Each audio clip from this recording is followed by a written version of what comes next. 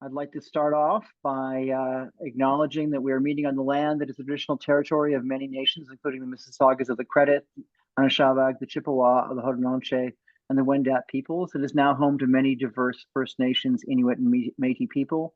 We also acknowledge that Toronto is covered by Treaty 13 with the Mississaugas of the Credit First Nation. So this evening, we will be talking about the changing waterfront. As you know, we advertised it as updates from Waterfront Toronto and Ports Toronto. Unfortunately, Ports Toronto has pulled out of the meeting. They have decided not to participate, and we are instead going to have a shorter presentation by our esteemed chair, Ed Hore, who will be coming on after Chris Glaisek, who is with us from Waterfront Toronto. And Ed will detail some more reasons, some of the reasons why, to the best of our knowledge, we know that why Ports Toronto said no to us very last minute. And he will point to a couple of things that we would have liked to have had a chance to talk to them about with. So please stay tuned for that, and I think it'll be quite interesting and informative. So it is my pleasure now to introduce you to a person that many of us are very familiar with and we're thrilled to have back, Chris Glaisek. Chris is a strong promoter of sustainable city building. He's worked with Waterfront Toronto for many, many, many years and has really led, been a key person in leading Waterfront Toronto to the many successes they've had and many of the projects that we know and cherish. And it is a pleasure to have him back to give us an update and, to sort of review where things are at in all the areas Waterfront Toronto is working in. Chris, welcome back, and it's good to have you. Well, thank you very much, Ed. I'm going to attempt to share my screen. Hopefully this works, and hopefully everyone can see it. Can you see my big blue screen? Yes. Great. So I titled this Building Community. It's really an update on Quayside and Villiers Island in particular. I'll touch on a couple of other things, but we really are, I think, moving into a phase of real community building with both of these projects, which I'm very excited about. And very grateful for the opportunity to speak to you guys tonight. So with that, I'm going to see if this will cooperate and let me advance the slide, which is oh, there we go. Oh, it's advancing them too much. Oh, it's just not cooperating with me today. Not maybe. Hang on, I'm going to try this again. I think I can do it.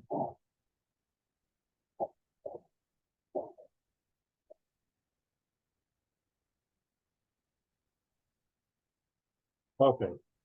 Is it working? Yeah, it appears to be, Chris. Back on my big blue screen? Yep. Yay. Okay. So I'm going to start off talking about Quayside. Most of you are probably familiar with the site, but for those of you who aren't, it is a 12-acre site that sits roughly in this red L-shaped parcel of land. It actually includes what was the border area that Sidewalk Labs was working on. I just thought I'd get that out there because I'm sure many of you have seen the play. Sidewalk Labs is gone for several years now, and we have a new partner, which is a partnership of Green and Great Gulf.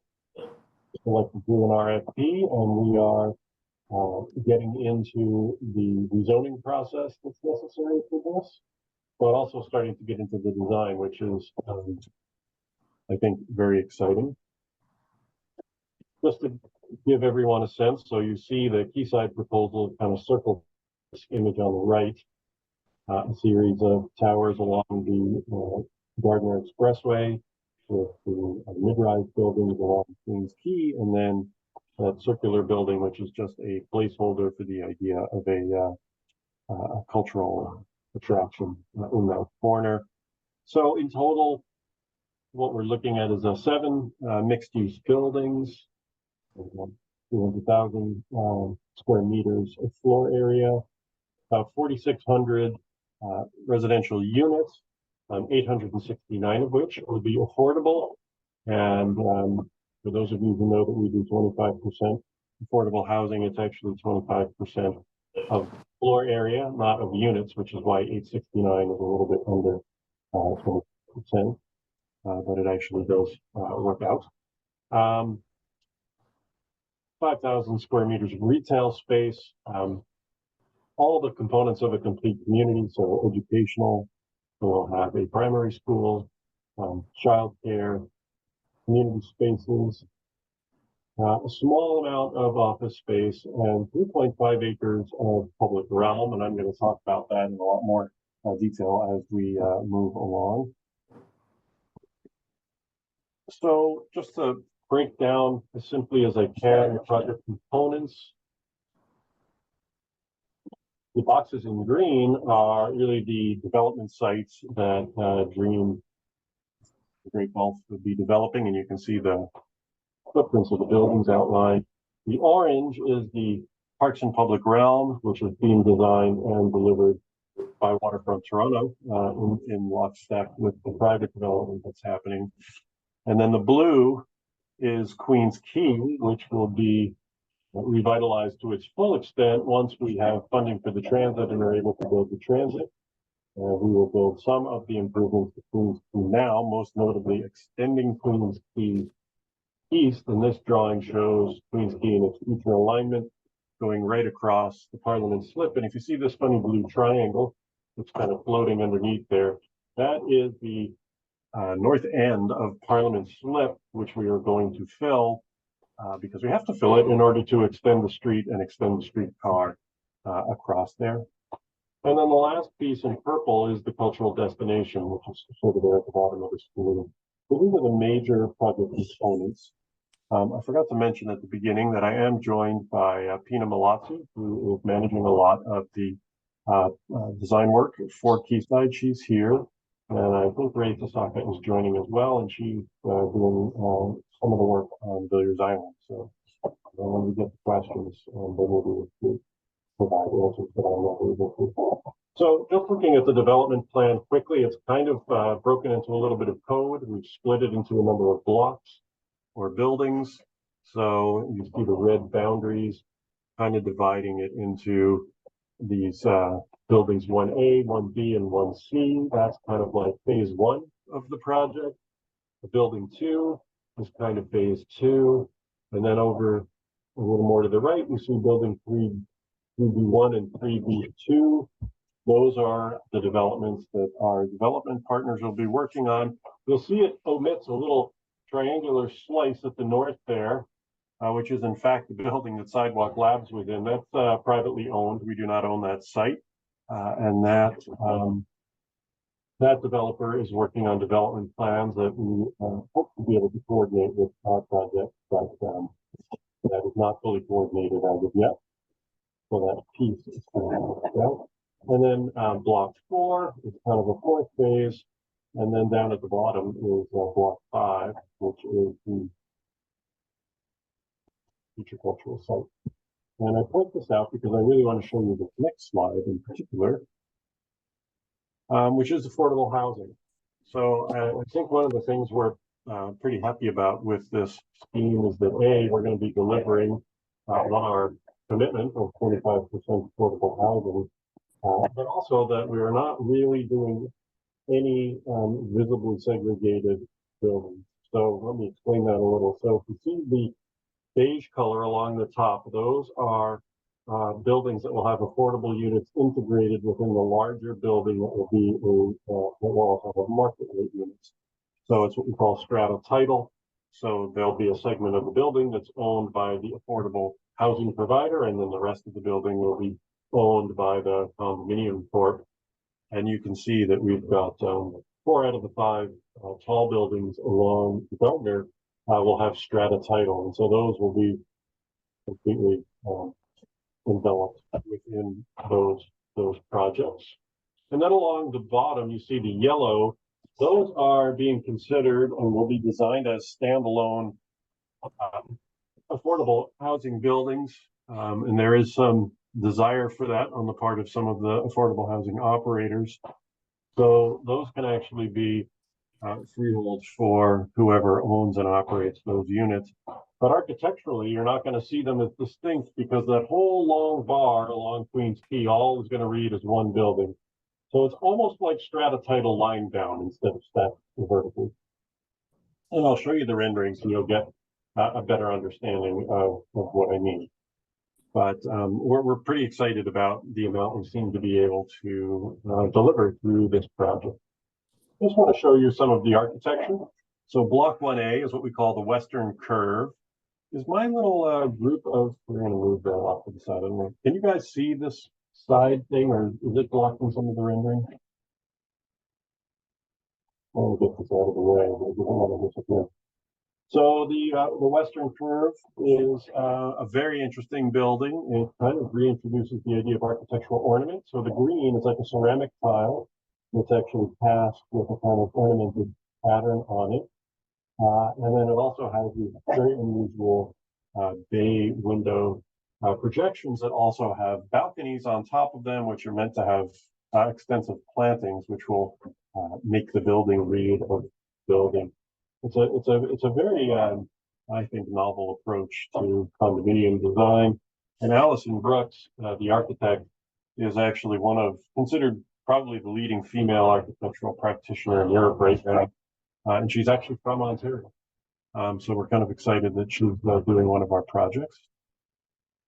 Block 1B is called the Overstory, and this is by Henning Larsen, who are a major Danish architecture and planning and landscape design firm.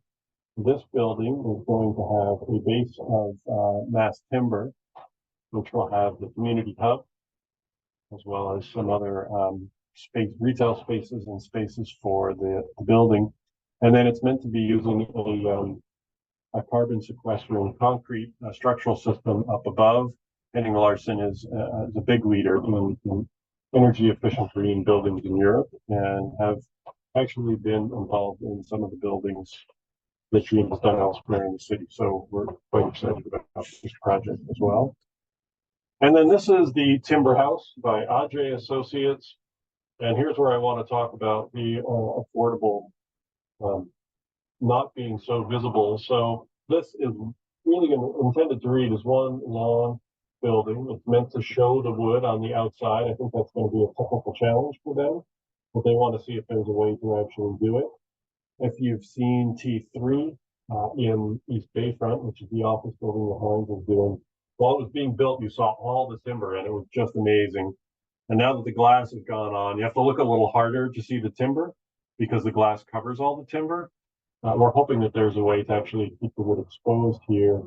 And so when you're on the street level, you'll really feel that this is a timber building. And you can see along this length, there will be points where it's actually considered a separate building that will have affordable, and then it goes back to being a length of this that is a market, and then goes back to being affordable, and then goes back to being market. So in fact, you will have no real idea that this building is a mix of affordable and market rate. And I think that's something we've heard many times that people want. They don't want the look of like the standalone, this is the affordable housing project. So if we're able to deliver on this vision, this will be pretty unique in the city. Timber House also fronts onto Queens Quay, and it will have a active street front with retail. Some of this will be double-sided, and so it will also front onto the pedestrian space in the back that's going to be publicly accessible. But I also think this idea of seeing these timbers come right down to the sidewalk and being something that you pass through to get into these shops will be quite a dramatic experience. And then on the top, Timber House is proposing to have an urban farm. There will be some small pockets of that farm that will be community gardens for the residents, but the rest of it is actually intended to be run and managed as an urban farm. They're hoping to get a flagship restaurant operator in here who will commit to producing a lot of their meals using the food from this farm. That restaurant might in fact end up located up on the roof so that it is proximate to and looks out over the farm. They want to try to tell a whole urban food story if they can find a restaurant operator who's willing to do that with them. So they also want to be able to open this to the public at least certain times of day so people can come up and see it. And I keep telling them my personal fantasy for this is that there would be a tractor up here, because wouldn't it be a cool thing to see a tractor in downtown Toronto moving around and maybe carrying bales of hay into the freight elevators, bring them up to the roof? That I think that would be fun. They've also committed to a pretty robust public realm on their site. So this is all essentially in the private courtyards of the building. This is called the Community Forest, Landscape Architecture from SLA. They have worked a lot with PR Ingles and some other well-known European architects to deliver some pretty interesting, provocative public space. This is meant to be pretty heavily planted with trees, and then with areas that are sort of carved out for different uses. In this case, it's looking at a playground that would be within the community forest. So that kind of deals with the private development side of things. Now I want to move to talking about the public realm, and this is where Waterfront Toronto will be playing the lead role. And so the concept here is to create this kind of green continuum that sort of flows down across Lakeshore, down the north-south streets, right along the water's edge of Parliament Slip, and then connects out to the very naturalized park system that's being built right now along Palm River. And this is a map that just details what some of the components of that public realm project will be. So I'm just going to go through these so you get a sense. So number one is the east half of Bonnycastle Street, which has not been improved. The west half was when the Mullen condo went up.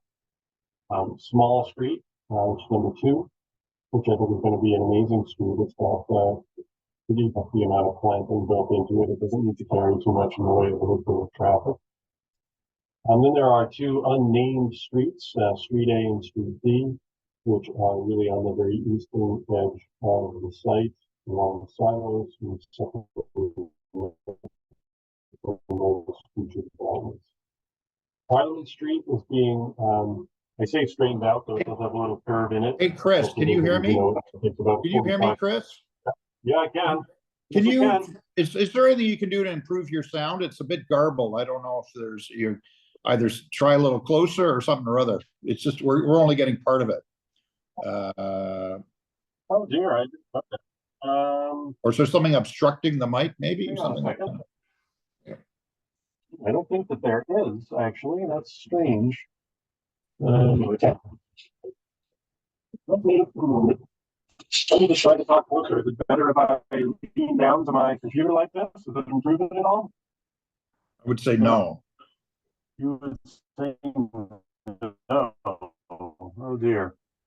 Right, give me a second and I will connect up another microphone. I'll be right back. Okay. Okay, can you hear me now? Yeah, that's better, I think. That's better, yeah. Okay. Sorry about that. I didn't know. Okay. I'm not going to start over though, because this will take if that's okay. It's still not perfect. Really? Yeah. I don't understand why it's not perfect. Oh. Is this a problem that started partway in, or was it like this all the way along? Pretty much all the way along, yeah. If you talk sort of slowly and clearly, I think we can hear you reasonably well. So just try to do Okay, that. I'm very sorry about that. Okay. Yes, unfortunately, there's nothing we can do at our end, right? We're entirely dependent on your end for the sound input. I'm going to turn off my own video feed just in case that's affecting my internet connection. I don't know if that makes a difference. If you look at numbers 9 and 5, that's Parliament Street in its future alignment. It gets somewhat straightened out to make a T intersection with Queen's Quay, and you can see Queen's Quay extending off to the east. And we have a pretty robust program for the public space. Number 9, we're calling it Parliament Grove. And that will be a pretty planted area with some hopefully cafe, restaurant space, as well as public seating areas that will hopefully create that kind of vibrant street life that we want to see on the waterfront. Then there is also the Water's Edge Promenade, which goes along Parliament Slip and wraps around and starts going into the feeding channel.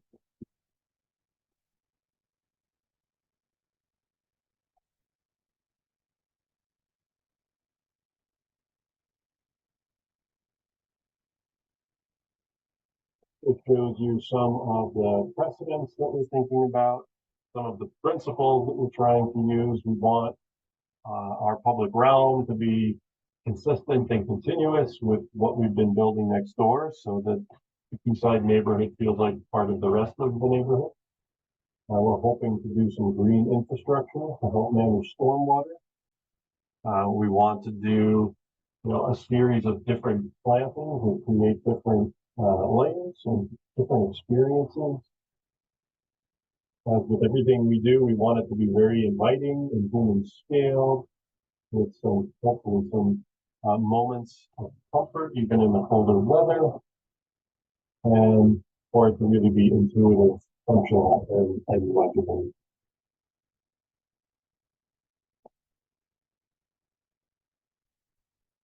So for Queens Quay, we are intending to continue the design language that we did on the west, but there will be some modifications. We want to improve the planting buffer between it and the bike trail and introduce some new plant species. And we want to try and use these open planters rather than tree pits, which you can see on the lower left of Queens Quay West. We want to replace those with much more open system that can absorb stormwater and use it to irrigate the plants on the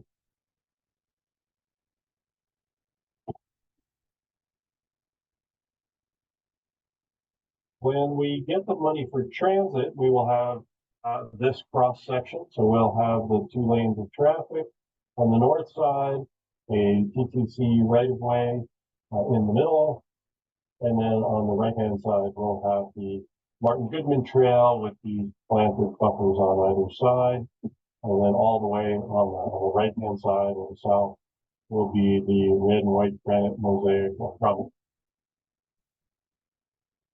However, if you've been following the news on transit, we think about the earliest we're likely to have this transit up and running in about 10 years, assuming we get our funding for it. The initial tranche of funding is going to council tomorrow for approval, and that will give us about another $65 million of money in advanced design. So we're closer to having construction ready documents. We won't quite be there, but we'll be much closer than we are now. In the interim, though, assuming we don't have transit, but we build some of Queens Quay, and we're going to build a new piece that connects from Parliament to Cherry, we will actually reserve that future streetcar right of way, but it will be seeded with a native meadow mix of flowering plants, creating kind of this large green swath that will hold that space, so that when we do finally get the funding for transit, we have a place to build it, and we don't have to go in and rip up all the utilities and move them. It'll all be ready for that transit infrastructure to go in. So this is probably what you will see when we first build it. And then another new element that's not on Queens Quay West is these moments, since we're building all this green, moments for people to pause and kind of interact with nature. And we're looking to include a kind of indigenous layer almost in this project. And one of the ideas has been this idea of teacher stones. And I'll move to the next slide, but I'm sorry, I guess it's on this slide. And those will be done in multiple ways with these larger rocks, and then with some of these smaller rocks that we see here that serve as part of the cattle basin system.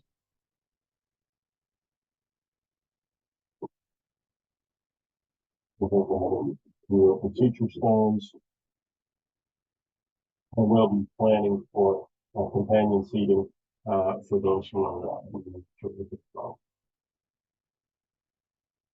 I mentioned small street. This, as I said, is does not have as high a traffic demand, so we can have a fairly narrow right of way and pretty generous green infrastructure planters on either side.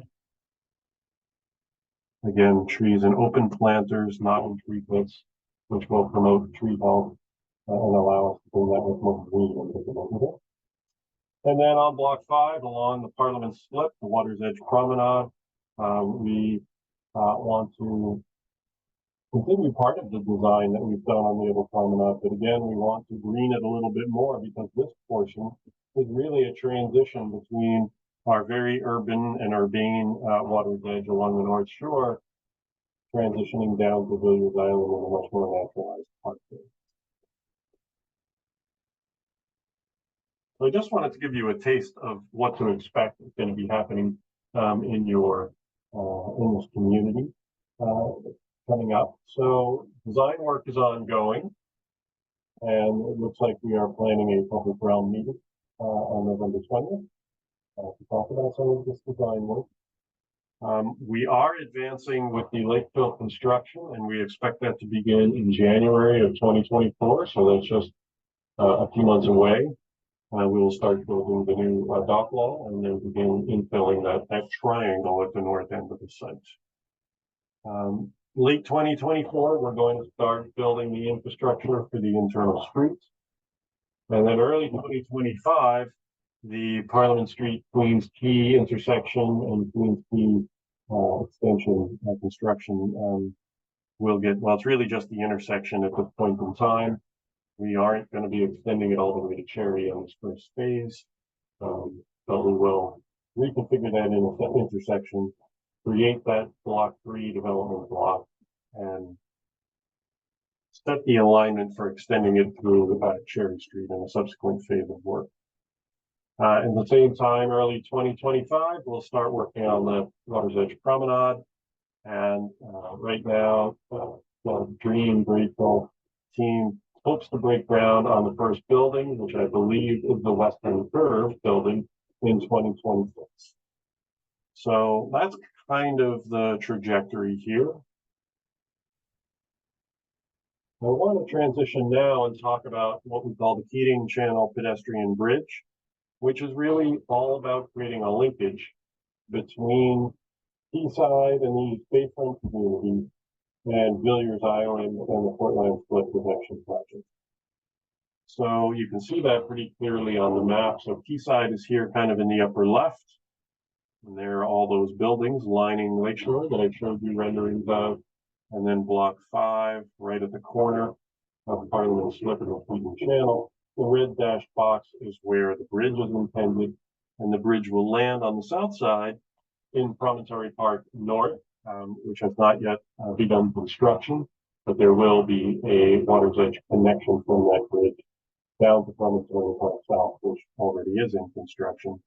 And so it's a pretty pivotal link for pedestrians and bikes that will kind of bring these two communities together.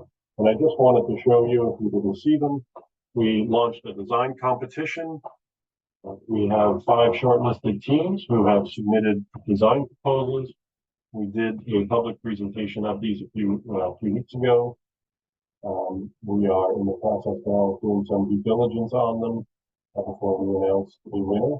But I think they're pretty exciting. And if you've ever been out to that Water's Edge right on the Keating Channel, you just see how close Block 5 and Villiers Island really are. And you just want a bridge there. So I think it's going to really transform the sense of relationship between the two parts of the waterfront.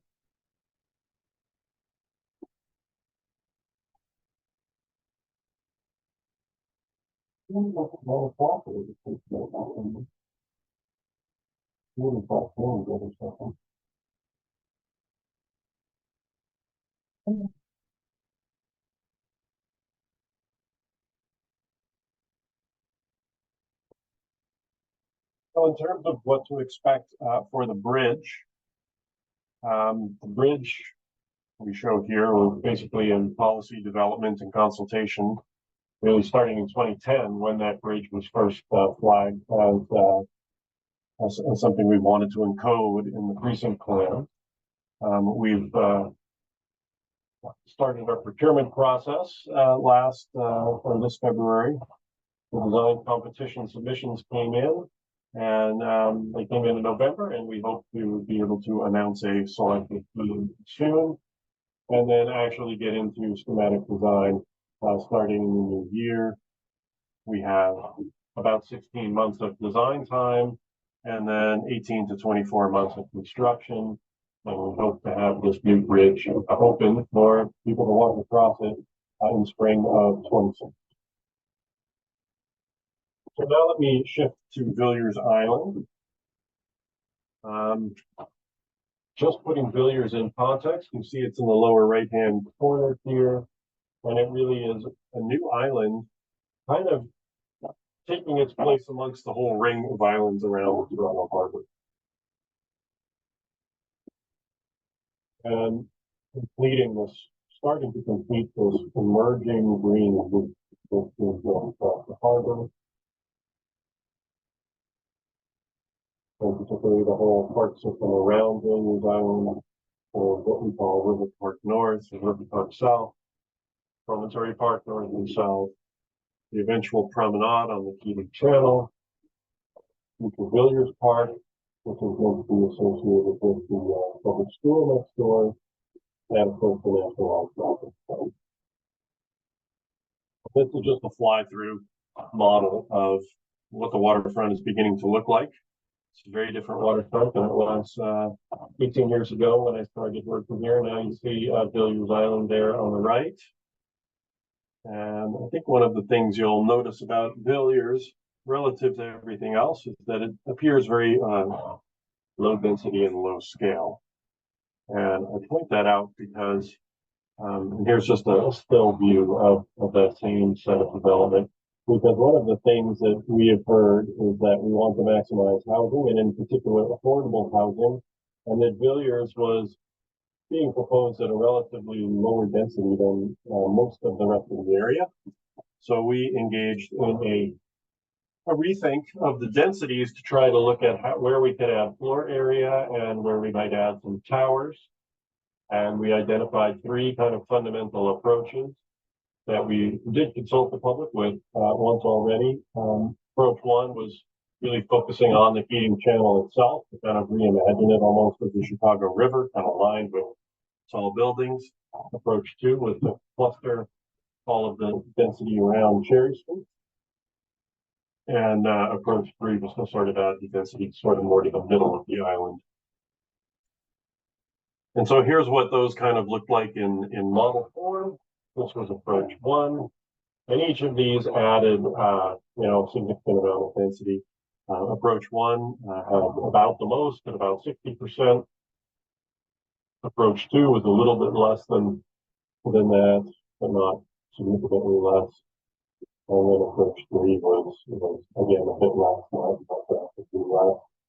And we are working with city planning now on trying to find a kind of preferred solution, third approach, based on some of the feedback we've gotten from various folks and from some additional studies that we've done.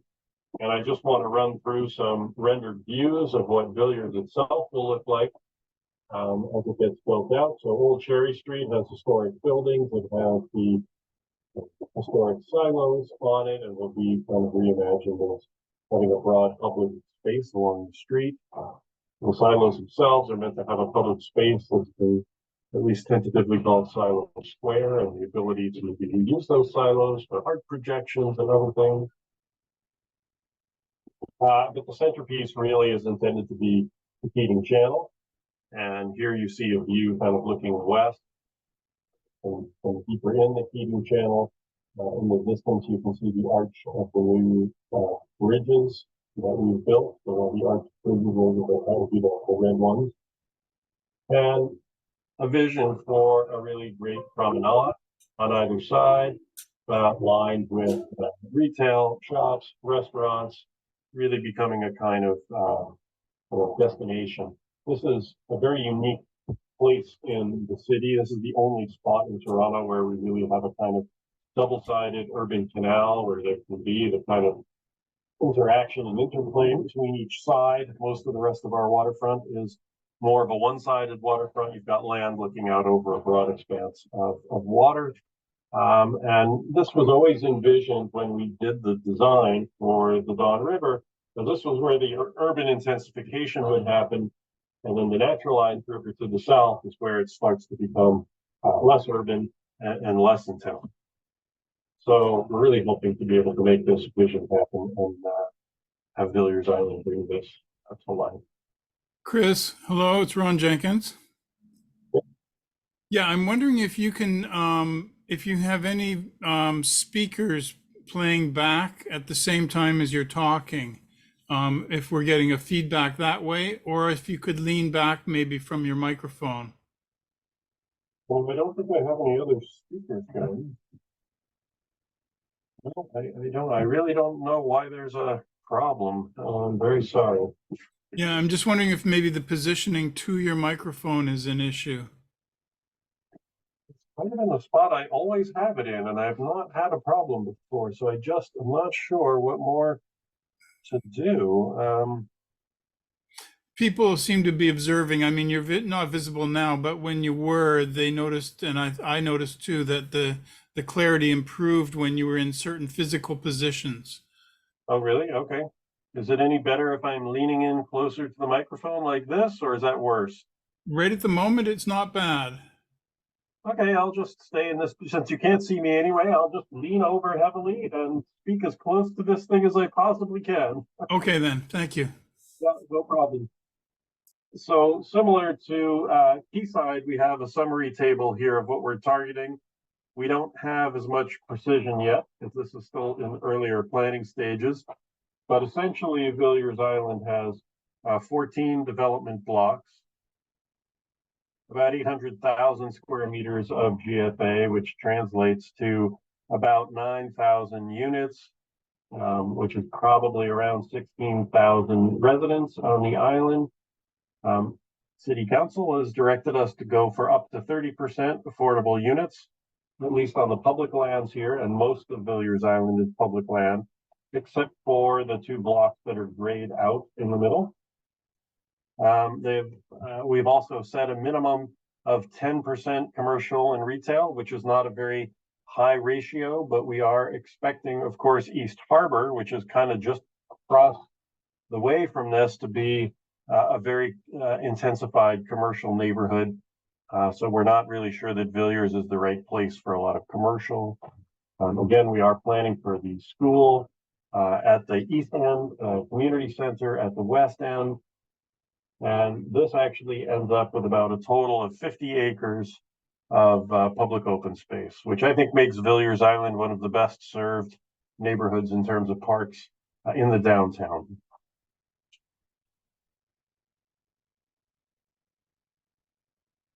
The Portland's Flood Protection Project has several parks built into it, and in total, those will add up to about 81 acres when the project is completed.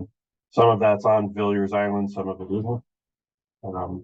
But this will really read and feel as like one big park system with the river in the middle, not like multiple separated parks. I do want to talk about a project that we're working on that's meant to sit within the flood protection project that is not yet funded.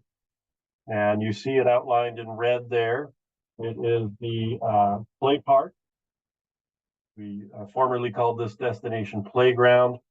This is an idea to bring a new model of play into the city, into Canada.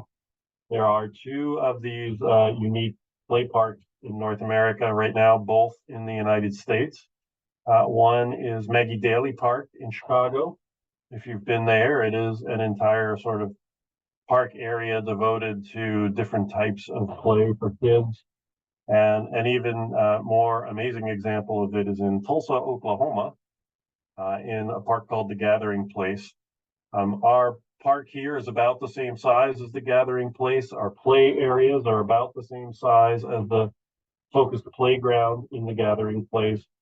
And their project with that playground at the center of it attracts more than 2 million people a year to use it. And the playground itself is really, it's not a playground. It is 3 acres of a play environment with very special play structures from some European designers that are designed to create multiple levels of challenge, graduated challenge for kids, which is a way to sort of reintroduce play to this whole generation of kids who aren't really doing it.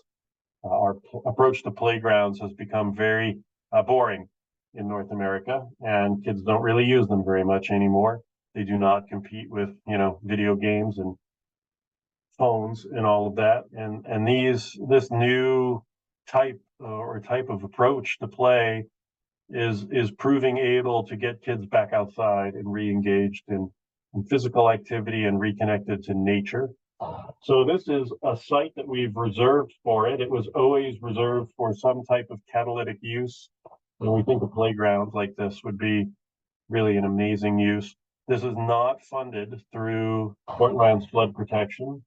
It really is not a flood protection project. It will sit on top of flood protected and remediated land. And we are hoping to raise philanthropic support for this to the tune of about $75 million. There have been some sizable donations to public space already in Toronto. This would be a bigger one, but this will actually point in a new direction for how we can start to approach play really in Canada, and hopefully serve as a model for a new way to build out these spaces in communities everywhere. And maybe they won't all be this big, and maybe they won't all have this degree of play equipment, but reintroducing a bit of risk, reintroducing the idea of graduated challenge, and designing play equipment that actually gets the parents to want to play on it, not just the kids, so the caregivers and kids are actually playing together. So we are in the middle of a fundraising. What happened there? I think I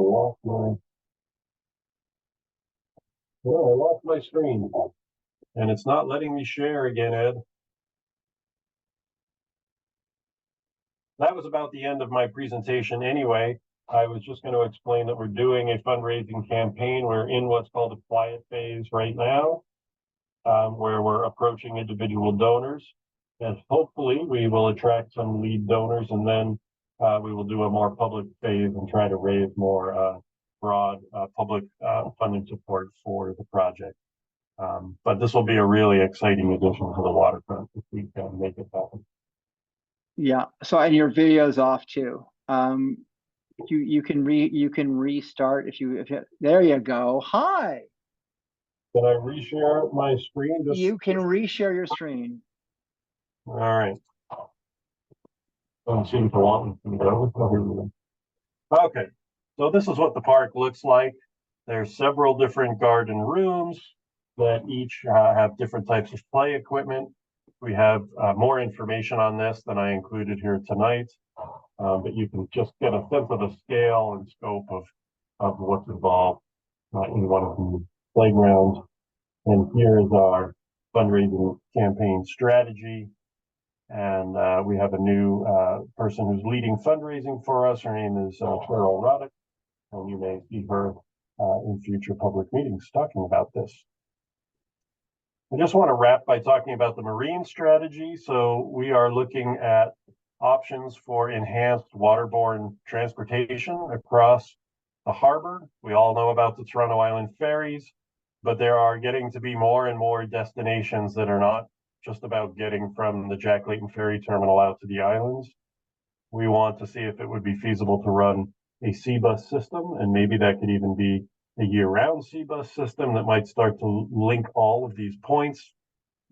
Certainly would be a nice thing to do while we're waiting for the transit to get constructed, might provide alternative ways for people to get around and start to help maybe reduce some of the traffic that we see down on the waterfront. Another component of that is looking at maybe moving all the car traffic from the Jack Layton Ferry Terminal over to the Port's Toronto Terminal. so that vehicles to the islands all queue up there instead of right down at Young and Queen Street. And this study is just a couple months in, and we will hopefully have some recommendations coming out on it in the next few months. This is our time frame, so we're looking, we hope, at early 2024 to make some final recommendations and do some consultation on those. And then my very last slide is just to talk about our efforts to work together with some of the other organizations on the waterfront. This is something our CEO, George Gederick, has really been working hard at to try and build stronger connections between our organization, Ports Toronto, Creatio, Harborfront Center, because so many of the issues on the waterfront, and the marine strategy is a good example, really require collaboration and cooperation between these different agencies if we're going to be successful. We've started something called the Marine Coordination Committee, which has members of all of these groups sitting on it, and it's starting to do a kind of joint review of different proposals for the waterfront. There was a hovercraft proposal, there have been some other proposals, and they've been able to show them to all of us at once, and get feedback on them and get some guidance as to who they need to talk to next. Now, that's just one small step towards, hopefully a broader ability for us all to work together. There are some much bigger things coming up, like significant dock wall repairs are required across the harbor. Those dock walls are owned by all of the organizations represented here. They are going to need to collaborate and cooperate if we're going to get them repaired and stabilized. Certainly if we want a transit network on the water, the same thing. So we are hoping that we can get everybody aligned on a vision for the waterfront and move it forward collectively. And with that, I am done, and I'm so sorry you couldn't hear me very well. Well, thank you so much, Chris. We appreciate that. And it was nice of you to mention that, yes, this is our 10th speaker series, plus we've done a couple of other annual general meetings, what have you, in the past sort of 2.5 years, and we have not had a similar issue. I'm also going to note that we did in fact pay for a large meeting capacity for this event, and we enabled it, and yet for some reason it didn't work. We've had about 20 people try to get in who couldn't get in, and we've been writing to them and explaining it to them. We are actually, I actually have someone on the phone with Zoom in right now, sort of yelling at them, but unfortunately there's nothing much we can do about that other than probably get a free month of extra large meeting capacity for the next time we do this. So I apologize for that. And if you have any friends or anyone who wasn't able to get in the door, we have written to everyone who RSVP to explain the situation, and we will of course be posting a recording of this in due course. So there is that option. I remind everyone too that we are an all volunteer group. We operate on a threadbare amount of money, which is close to zero.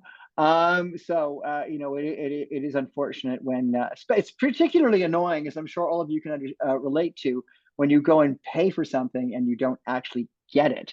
So that is particularly frustrating. But thank you very much, Chris. I really appreciate that.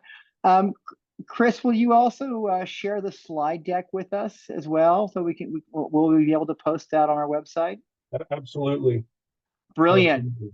Because I know there's a couple of people who called in, and of course, when you call in, you can't see the slide deck. But so we'll the slide deck and the recording will be posted in due course on this. And again, if you have anyone who's been yelling at their Zoom at the Zoom link that again, pass on our understanding and apologies for that. But short of like flying to California and getting a Zoom executive in a small dark room and interrogating them. No, I'm just joking.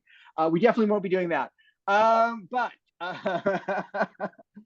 But speaking of interrogating waterfront issues, let us proceed with our special cameo guest star, our esteemed chair, Ed Hore, who will be replacing our missing guest speaker. I've just asked you to unmute Ed. Oh, there you go. Oh, try it one more time. There I'm you unmuted, go. I think. Am I There good? we are. Okay, great. Hello, everybody. Hi, Ed. All right, I'll just, I guess, plunge in. I've got a little presentation that Ron and I helped put together to sort of Okay. background what you're saying. Okay, And on the count of 1, 2, 3, go I for it, will I guess. share this. Oh, look, it's an empty chair. Okay. Over to you, Ed. Okay, we got a, we had asked RJ Steenstra, who was the CEO of Ports Toronto, to come and kind of be the other bookend to Chris. And we're disappointed that they opted not to show up, and I'll get to that in just a minute. We expect he probably would have talked about a number of things. Billy Bishop, Toronto City Airport, the tripartite agreement is up for renewal. We would have expected him to at least mention that. They've asked the city for that. I'll get into that in a minute. Port of Toronto, of course, runs the port, and it has done a marine shipping report in September. We would have been interested in hearing more about what are the plans long range for all the Lakers that come in, and are there going to be more of them? The cruise ship terminal seems to be attracting a lot of cruise ships. We would have been interested in hearing about that. Chris mentioned problems with the harbor dock walls. Ports Toronto is just one of the players there, but we're glad to hear that they're involved, and they are in charge of some of the dock walls, some of which are in bad repair, and there's safety issues with safety ladders, and would have been good to hear about that. Sustainability initiatives Ports Toronto was always interested in. I think we probably would all agree that when it comes to things like salt and concrete, that ships are a good way, probably more environmentally efficient than, say, trucks, to get them down to the Toronto waterfront. So we would have been good to hear about it, but we're not going to get that. I guess the next slide might be, we might as well just put in the letter that we've got, and in this slide you see the letter, and on the right is what it says, and I won't read it all, but just to sort of summarize it: thanks for the invitation. This past summer, we were talking last summer, it was the understanding of the presentation would be a high-level overview and update of Ports Toronto's businesses and initiatives along the waterfront, and would only involve general updates about Billy Bishop Airport. That's correct. However, in light of the white paper that was written by you, that means me, and published on October 24th, 2023 on the Waterfront for All website, entitled "Do We Need Two Airports?" we are concerned that the purpose of the discussion may have changed and is instead geared towards the tripartite agreement and the future of the airport. That was in fact not our intentional. It is true that there is a white paper that went up on the website on October 24th, written by me, with assistance from a great number of other people. And I'll get to that in a minute, since I'm here filling the spot as the understudy. Can you just go back? I'm just going to read so thanks for the invitation to present. Oh, I'm sorry, guys. So roll down. I'm losing track of which slide is which. Ports Toronto is currently developing. This is the letter. I'm just continuing to quote from the letter. Ports Toronto is currently developing a formal framework to engage with the public on this important topic. That is the extension of the tripartite agreement. In other words, basically, should the airport exist for another 50 years past 2033? The letter continues, and believe any presentations or discussions are better undertaken within the formal parameters of this framework. Further, as you also mentioned on your website, we'll get to this, a city staff report is currently in development and may be presented to executive committee in or around December 5th, 2023. I'm going to get into some of this background in just a minute. As such, Port Toronto wants to respect this process and not engage in informal public discussion until such time as the report has been prepared and submitted. We also want to be respectful of Transport Canada's process and ensure that all discussions are coordinated and aligned with an agreed on process. And the letter goes on, please be assured Port Toronto is committed to a thoughtful and inclusive, robust public consultation process, and welcomes the opportunity to present to Waterfront for all its member committees in early 2024. Once we commence formal public engagement and have information to share. In the coming months, Port Toronto will undertake and many opportunities to engage with community associations, residents groups, and so on. Okay. So that's great. We look forward probably to having RJ back sometime to talk about it. And it was not, in fact, our intention really to dwell on the tripartite agreement extension. But I guess I should explain what it is that seems to have given rise to the problem. On your screen, you can see a paper. It's the front page of a paper which I wrote, as I say, in conjunction with a good number of other people. It's called "Does Toronto Need Two Airports?" Questions that the City of Toronto should ask about the island airport and its future. So the reason we're doing this, and I think it's the next slide, just sets out some of the relevant dates. Edward, can you roll it down? Yeah. So let me just go over some of these dates. And I'm going to step back and just give a bit of background. Many of you will be familiar with it already. The tripartite agreement is the agreement which governs the island airport. It was signed in 1983. It's in place for 30 years. So it expires in 2033, 10 years from now. And it doesn't have any provision in it for extension. Port Toronto has asked to extend the agreement. We don't know the length of time. I would assume it's 50 years, but we don't know that. So the question is really, should the island airport continue to be there?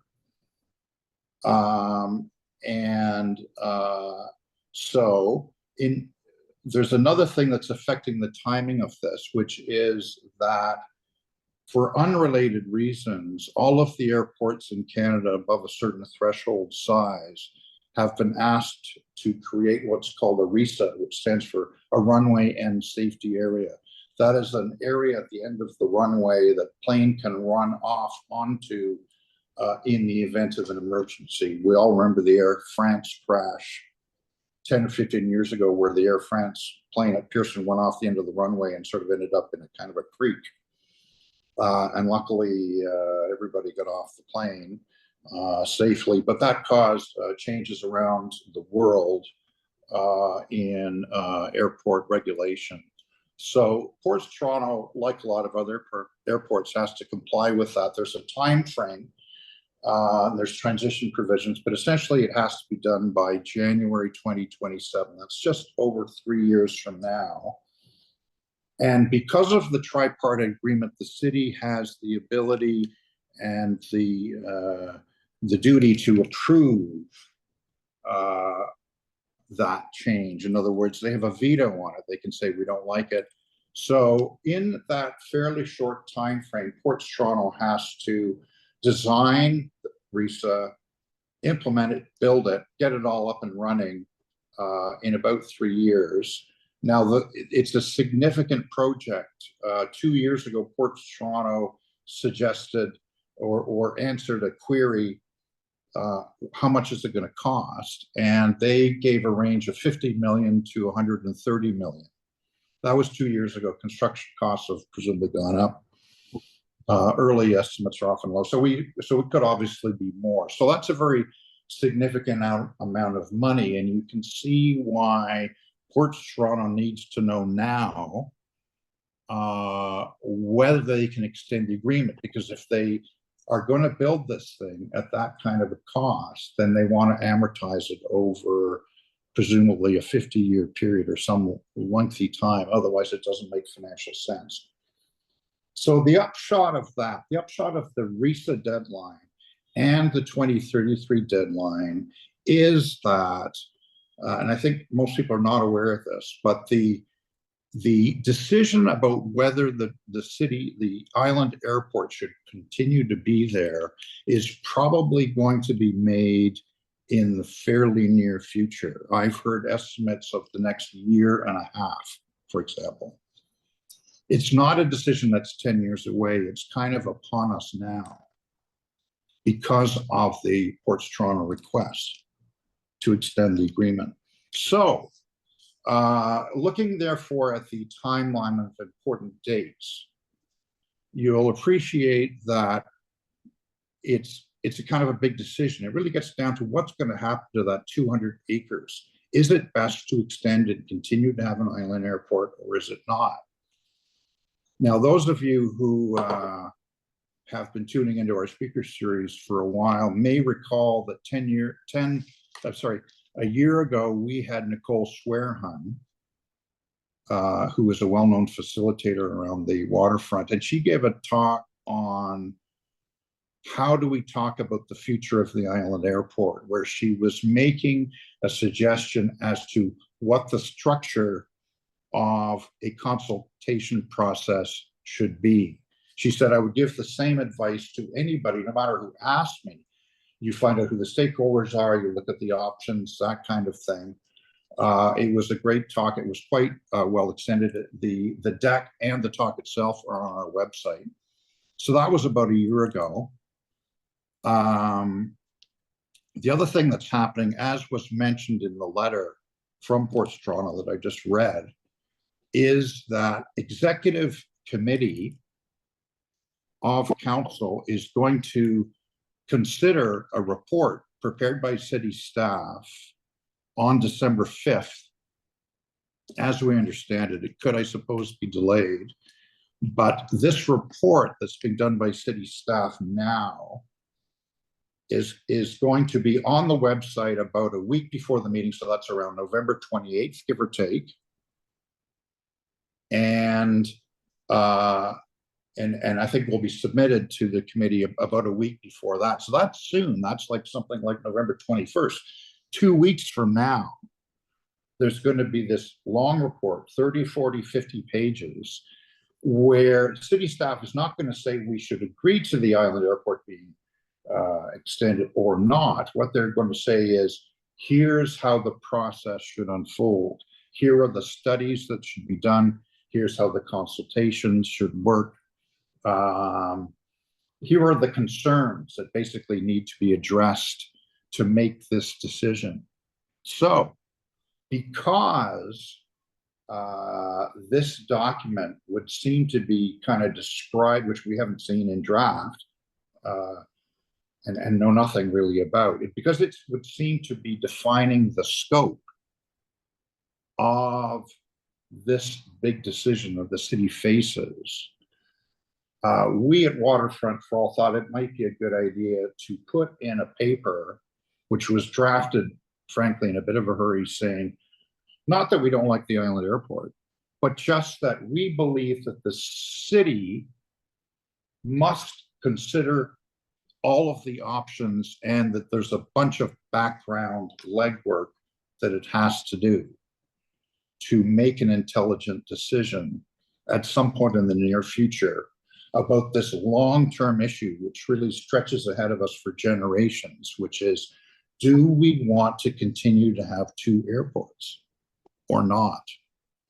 Is it enough that we have one that we essentially consolidate at Pearson, or do we need to have, should we have a second airport? Are there better things that we could use that 20 acres for?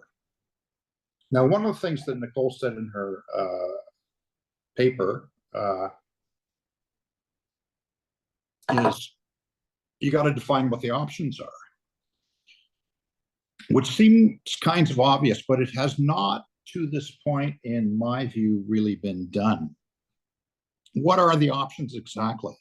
And there I would suggest that one way to sort of figure out what are the options is to go back to the official plan and to the ancillary documents. And what they basically say is that the island airport lands are designated as a park. There are other planning documents which basically say that the land, if the airport were to close, that the lands revert to a park or a mix of park and residential uses should the airport close. So the planning documents seem to be setting out two options for us there. The lands revert to a park, or they become a mixture of park and residential uses. There's been almost no discussion of really either one of those options, but this is the time to consider it, we say in the paper, and believe, because it's a decision that treads ahead of us for a long time. Do we want to have an island airport or do we not? Should we consolidate, in effect, airport operations at Pearson? Now, normally the question of whether an airport should be there or not, is sort of a federal concern because airports are a matter of federal jurisdiction. In this case, though, the city is a signatory to the tripartite agreement because it owns 20% of the land. So it clearly has a veto. It has to approve the island airport existing for another 50 years because it's a signatory to the agreement. So also, the city is the one really that should sort of decide this issue because it's the one, of course, that ultimately has responsibility for the quality of life, waterfront revitalization, and all of those kinds of issues. So we believe that the city should take a very serious, devote serious resources into looking at the options and evaluating the upsides and the downsides of each of them. Now, one of the issues would be, does the land continue to be owned by Port Toronto? As I said, 20% of it is owned by the city. And about, I think it's 79.5% or something very close to 80% is owned by Ports Toronto. Now that land could presumably not be transferred by Ports Toronto, and it could be used for purposes that are in accordance with the Canada Marine Act, which governs Ports Toronto. So it could be used for basically ships, could be piles of salt. There's a movie studio, there's storage, these kinds of things that Ports Toronto does with its other properties. So that would seem to be another option. It continues to be owned by Ports Toronto, the land, but it's used for marine purposes. Other option, the other two options would seem to be, and I invite anybody else to say what the options might be, but this is sort of my approximation of what they seem to be, is either that the land get turned over in some way to the city to become a park, or that it get turned over to the city or to some other agency or some private entity or some combination thereof in order to become a combination of a park and a residential uses. Now, if it was a park, presumably there'd be an amenity, a large scale amenity of some sort. There are many possibilities. Could it be Granville Island in Vancouver? Could it be Navy Pier in Chicago? Could it be the Distillery District?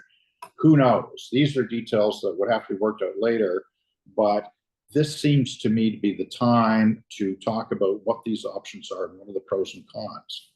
So let's think a little bit about some of the factors that should be discussed. We believe here we're given guidance by some of the background that was work that was done at the time of the JETS debate, which many of you will remember. It was about 10 years ago now that it started. It was 2013, and the city staff at that time did quite a long report. It was actually almost exactly 10 years ago. It was November 2013, and they looked at the island airport. They said, these are the kinds of things that we should consider when we think about jets. In fact, before we even think about jets, we have a bunch of concerns about the island airport, and we should address those. And they have to do with noise, they have to do with traffic, they have to do with quality of life, they have to do with health, and that kind of stuff. And all of those concerns, it would appear, still exist one way or another, or at least the question should be asked, do they still exist,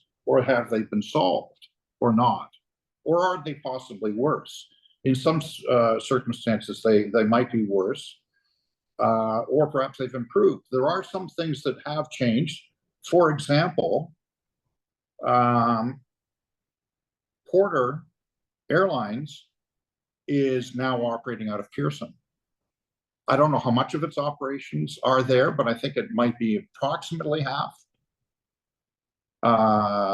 So it is seemingly gradually moving out of the island airport. The other thing that's happened since 2013 is that we now have the Up Express. The other something that's going to happen, and this should be considered in the long range kind of analysis, is that the crosstown subway system, which is, as we all know, long delayed, but the plan is that we'll eventually link up with Pearson. In fact, the plan, as I understand it, is that there will be a Union Station West at Pearson. There will be a sort of a big railway system which will connect up many different rail lines together. So we're going to have a lot more connectivity with Pearson. We've got the main airline at the island airport seemingly gradually moving out. We've seen some litigation between Porter and the owner of the island airport terminal, Newport, which has made clear that the cost of operating for an airline at the island airport is about 3 times what it is at Pearson. We're also aware that Ports Toronto tried to sell itself in 2021. It put out an RFP, I think the term was, an RFI, a request for expressions of interest. And it was looking for a partner willing to inject capital because it was in financial trouble, presumably. There were no takers. Why is that? We have limited information on the passenger numbers, but they appear to be down. So, do we have a situation where we have an airport which is financially troubled, which people are basically not really using that much? We're all aware that there's sort of a shortage of parks in downtown Toronto. Is this something that could be that could help solve that problem? We're all very, very well aware that there's a definite problem with obviously housing in Toronto. Could it be that some kind of an option that would be similar to Villiers Island, or for that matter, similar to Ward's Island, or who knows what, is feasible and makes sense? Now, we have a situation, obviously, where the density of the downtown core is increasing. We've got buildings going up all the time, now approaching 100 stories in height. There may be safety issues. We've got noise issues. We've got larger concentrations of people. We've got more demand for parkland and for housing.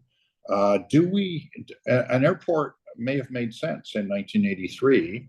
Is it going to make sense in 2033, given the way connectivity has developed and so on? I think what we propose to do is we will send an email out, and my paper will be in it. I apologize for the length. It's about 20 pages.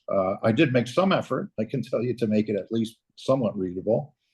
And it basically says to the city staff, these are some of the issues that we think should be considered by the city. It doesn't say we don't like the island airport, doesn't say there shouldn't be one. It just says these are the kinds of things that we think should be at least thought about, and the time to think about them is now. So for now, I think those are my comments. Just to go back to the dates here, and we've got the screen on here to go over the dates. So we've got December 13th, 2022. That was Nicole's talk. That's on the website. She says this is how a consultation process should work. It's not going to be an easy discussion. There are going to be people who love the island airport. There's people who hate it, and so on. It's going to be difficult. My paper, as I said, was done in a rush on October 24th to get it before the city staff, in the hope that it might actually influence the report that's been done for executive committee. November 6th, Ports Toronto withdrew yesterday. It was actually about 4:30 or 5 or something that we got their email. I don't think we sabotaged them. We didn't in fact plan to spend time. We were really interested in what they did have to say about this, but also many other issues on the waterfront. November 7th is today, so it's speaker series number 10. The staff report, as far as we know, the report that's going to executive committee will appear on the city's website on November 28th or so. The actual City of Toronto Executive Committee meeting is on December 5th. I believe that people can depute there. Yes, they can, Ed, and they can also write in. And I think, Okay. you know what, I think I think what we'll do, as soon as we can grab the report from the website, we will post it and share it and send it around to folks. So you can look at waterfrontforall.ca, and if you're on our Nation Builder email list, you'll get a copy of it. We can send you a link to it as well. And so I think, yeah, I think that would be, if people wish to, I think we should strongly encourage them to write in and or depute to executive committee. So, and then finally, we are going to have another speaker series on December 12th. In other words, a week later. So that'll be speaker series number 11.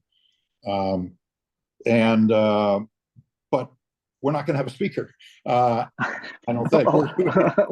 So we're going to be talking about, what do we think about the report that came out? That report, as I say, it's not going to say yay or nay on extension of the island airport, but what it may say is, let's look into this, and let's look into that, and what's the scope of the issue, and what's the time frame, and the consultations and all that, so that essentially that will sort of kick off a kind of a process, and it'll be so it'll define the path forward. In other words, what's the process going to be to talk about this? Or is there going to be sort of unanimous consent that the island airport should continue to exist? I don't know, maybe.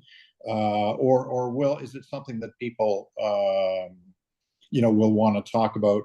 I don't really know how it's going to develop, but I do fervently believe, and I think at Waterfront for All, where we have meetings and every month or so, and we talk about various things. But one of the things that we've always kind of believed is that this is something that should be discussed, that this is something that the whole city really should sort of weigh in on, because it seems like it's one of the most important issues facing the waterfront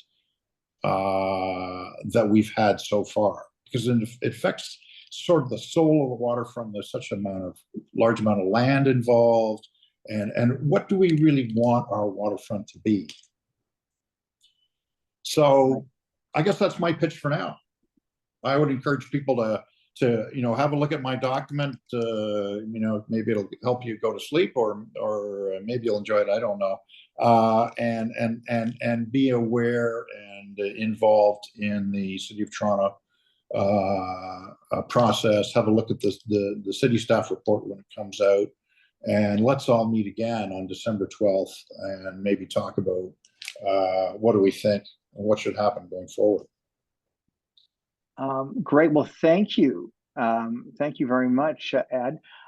We actually have, Chris, I'm glad to see you're still here, Chris. We have a number of questions, actually.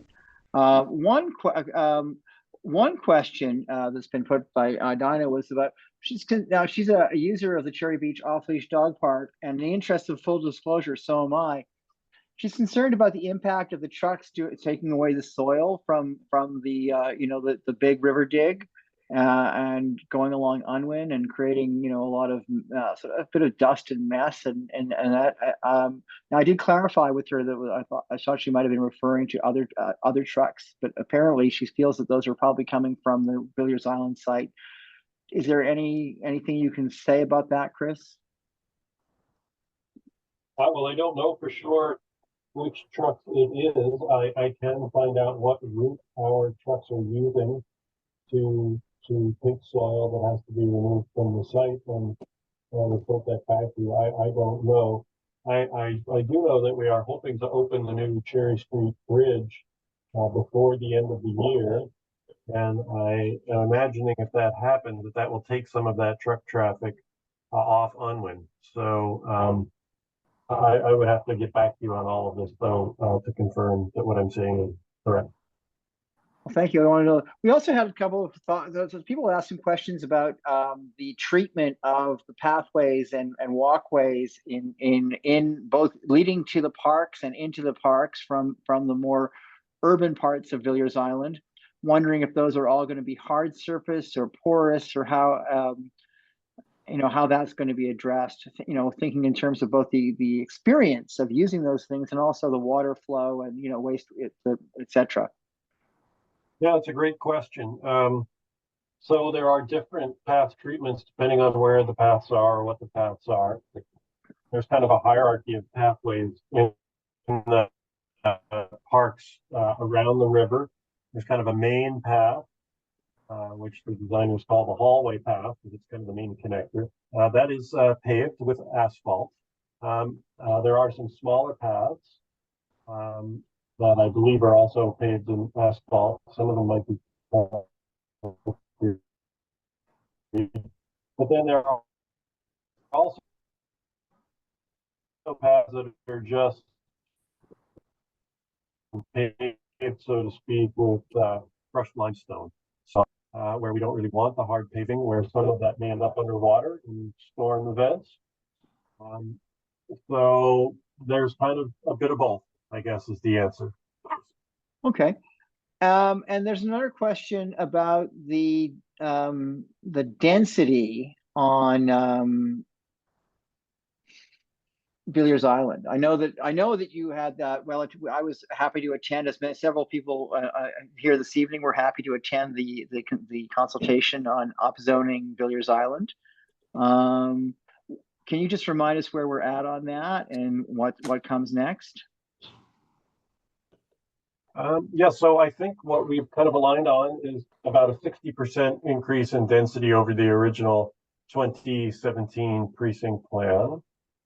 I think the city is going to be bringing some changes to the official plan and zoning forward to council sometime next year. So probably in the spring of next year.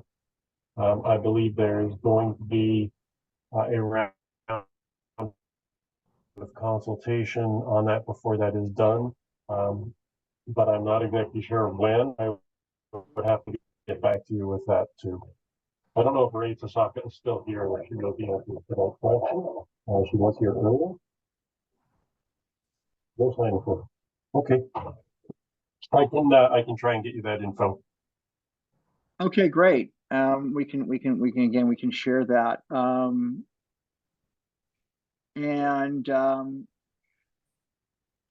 Transportation question, and this is something, if you don't mind, I know that in what we used to call Twitter, which that X thing, Yeah. Transportation Twitter. I'm just going to say Twitter. There have been some questions raised from a variety of folks. Some of them are actually, in the planning, in the transportation planning business. Just wondering if, in fact, the long delayed Waterfront LRT is actually going to be sufficient to the purpose, and whether that I know people have actually made the same query about the crosstown, especially east of the for now the Science Center. Still, fingers crossed. where it goes to grade and has to cross, city streets and, et cetera. I mean, are we at all concerned that it may not be sufficient to the needs of 2040? So that's a very good question. We are trying to answer that very question. I think the conclusion is that, when we reach the full build out of the port that's contemplated, so that would mean Villiers Island, the McCleary precinct to the East Harbor project, sort of up in that corner, River South and Folsom area, and all of the media city. At that point, the streetcar is on the edge of not really being sufficient anymore. And I think we're trying to get some more clarity around that. But that having been said, that is not likely to happen by 2040. That is going to happen probably much later than that. That much development is not going to happen in 20 years. That is probably more like a 40-year build out, if not even longer. So I think it will certainly be sufficient for several decades. Will it eventually become overcrowded? Probably. But that is something we are actually probing into a little more deeply right now. Okay, great. I think that pretty much does it for that. I know we, Mr. Hore, somebody asked if about alternative arrangements for runways on the island. Now we looked there. My understanding, Ed, maybe you can speak to that. I don't know if Brian. I don't think Brian's with us this evening, but I don't think that's something that can actually be done. Right?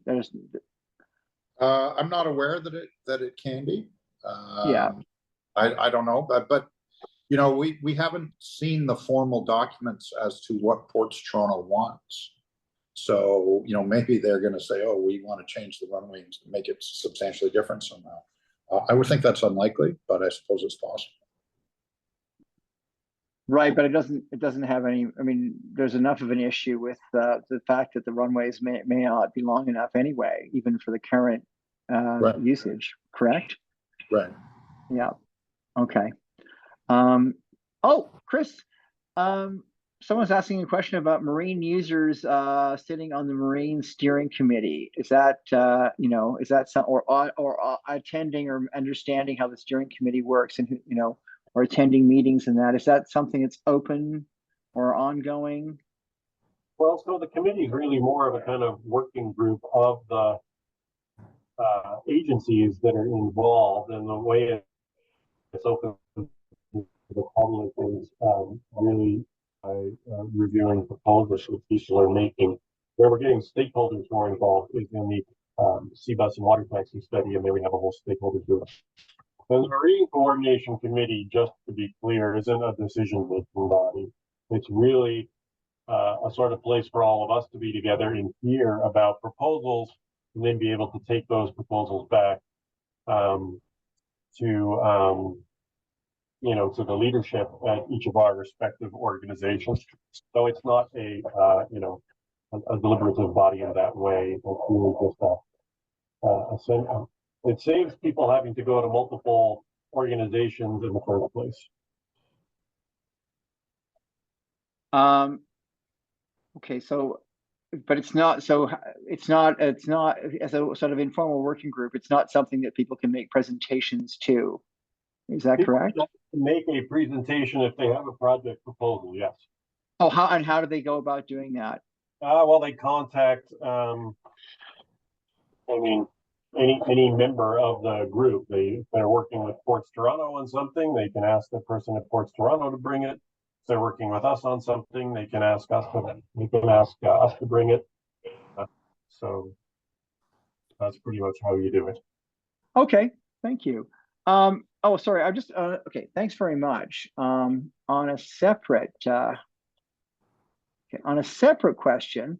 Phyllis Coles is asking if we're afraid to talk about the Therm Spa. We are totally not afraid to talk about Therm Spa.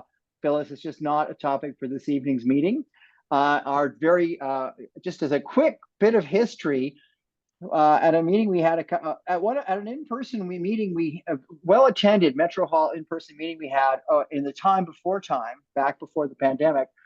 We actually had the great pleasure and honor of launching Ontario Place for All and setting it off to grow into the robust advocacy group that it's become. Many current and former board members of Waterfront for All are involved in Ontario Place for All, and that is if you're keen to get involved in that or be more active on that file, I would suggest you go to Ontario Place for All's website, contact them, see how you can be of help. If you're already doing that, fabulous.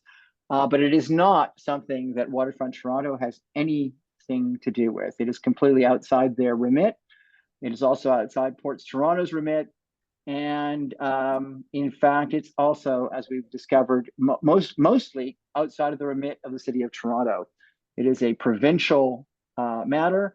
And while the city certainly is trying to engage on that file and owns a bit of land there, it is also true that, per Section 92 of the Constitution Act of Canada, if the province does wish to play hardball and press on, there is very little that can be done about that. That's the bad, sad news. Now that they may decide that it's not in their best interest to do that. We were happy, Ed Hore, our chair, along with the Ontario Place for All and the Architectural Conservancy of Ontario, put a request to have the whole Ontario Place Therme Spa deal reviewed by the Auditor General of Ontario, and we're happy to say that that is happening now. The Auditor General is in fact reviewing that. Separately, they're also reviewing the Ontario Science Centre process, in addition to, of course, their already review of the Greenbelt issue, which is now with the RCMP. We're certainly not afraid to talk about the Therme Spa, but that is not, of course, the topic of this evening's conversation. So I hope that answers that question. Yes. And someone has shared the link for Ontario Place for All in the chat.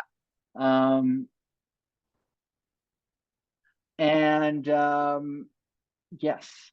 And I don't think putting the Therme Spa at the Island Airport is a winner either. I'm sure that but I mean, I know there is in fact a proposal. There is a notional proposal to put it on the park if it can't be undone, and the province is determined to go ahead with the Therme Spa. The city is currently suggesting it be moved to the parking lot south of BMO Field at the CNE grounds. Now, there are also people our friends in Parkdale Liberty are not particularly keen about that. However, that is something that is at least a talking point. We don't know whether that's going to happen or not, but that is under discussion. So, it is now 8:36. I think we're close to a wrap up. Again, we are sorry. We have gotten a message back from Zoom. They, in fact, something did go awry. So we should have had a minimum 300 capacity meeting this evening, and we only had 100. I think they're going to give us an additional month of large meeting capacity. So, which means that in December, when hopefully we see many of you back on December 12th and many others, this will not be a problem any longer. So again, we apologize for that. And it's, stuff happens, and we're appreciative of your understanding and support, to which end, of course, we always welcome donations.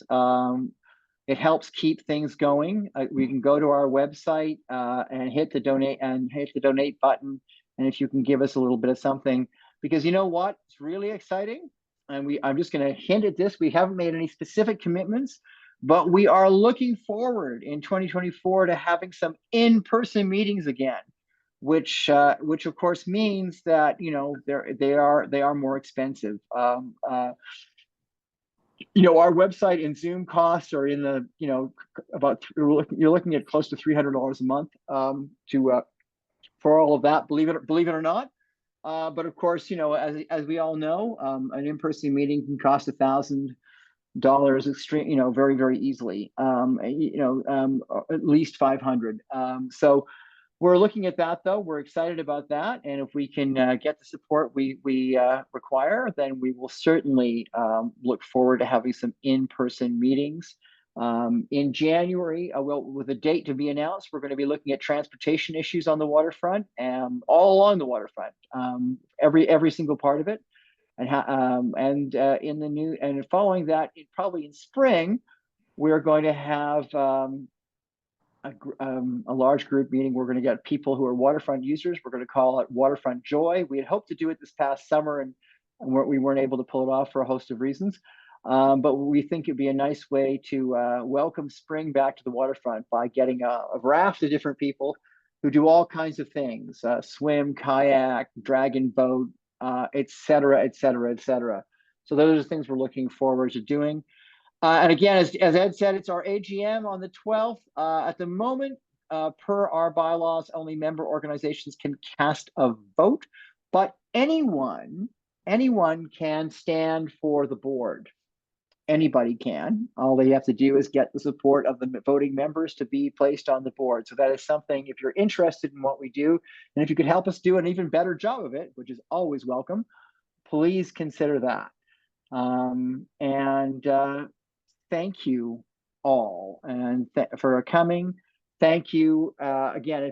If you have a question or a thought that you forgot, which always happens to me, please write to us. Send us an email. Send me an email. My email address is on the website under this event, and we will get answers to those questions to you with all possible dispatch. Steve Mann has asked if anyone's interested in swimming in the lake this winter. There's something. And that's something that swimop.com. Swimop.com. If you feel like taking a dip in the lake in November or December. So thank you so much. Facebook.com/group/swimop. There you go. So thank you all very much. There will be a recording of this event. It will be posted in the not so very distant future before December 12th. I can pretty much commit to it. Thank you very much, Chris, for being here this evening with us. Love to have you. And thank you to our special guest star in his cameo role, Ed Hore. And of course, we would like to acknowledge the empty chair as well. Farewell. Adios. Bonsoir. Thanks a lot.